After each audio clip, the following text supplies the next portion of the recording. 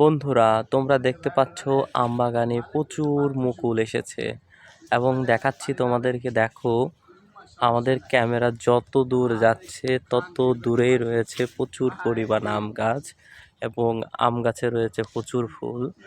আমি তোমাকে একটু ক্যামেরা নিচু করে দেখাচ্ছি। দেখো, যত দূর চোখ যাচ্ছে তত দূর পর্যন্ত রয়েছে অসংখ্য পরিমাণে আমের গাছ এবং এই দিকে দেখো সূর্যের আলো পড়ছে। এখানে আম গাছের মুকুলে সার বিষ দেওয়া হচ্ছে এবং দেখো, আমরা যদি ক্যামেরাটা ঘোরাই এবং যত দূর চোখ যায় চারিদিকে রয়েছে প্রচুর পরিমাণে আম বাগান এবং আম বাগানে রয়েছে প্রচুর পরিমাণে ফুল, মুকুল।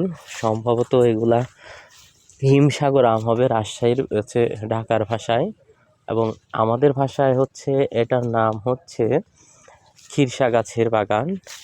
দেখতে পাচ্ছ এই বাগানে প্রচুর পরিমাণে আমের মুকুল এসেছে এবং এখান থেকে প্রচুর পরিমাণে আম হবে এবং এই আমটাই সারা বাংলাদেশে ছড়িয়ে পড়বে।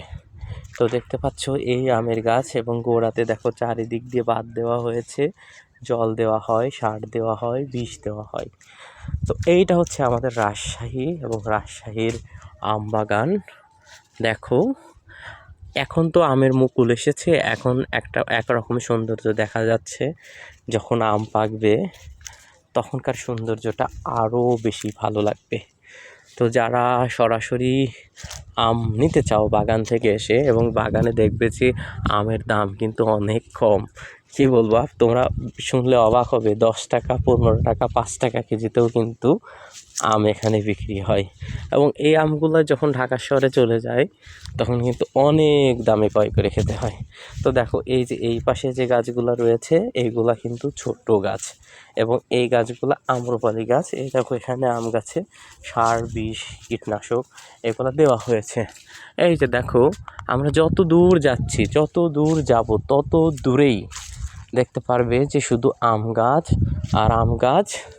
এবং যখন আম ধরবে, আম যখন পাকবে তখন তোমরা দেখতে পারবে শুধু চারিদিকে আম আর আম। তো এই হচ্ছে বিষয় বন্ধুরা, এই যে তোমাদের দেখানোর চেষ্টা করলাম। এবং দেখো, এই আম বাগানের ভেতরে এখানে মটর লাগানো হয়েছে এবং দেখতে পাচ্ছ আম গাছ চারিদিকে। যেদিকে যাবে যত দূর চোখ যাবে তত দূর শুধু আম দেখতে পাবে বন্ধুরা। একটা আমের রাজ্যে প্রবেশ করেছি।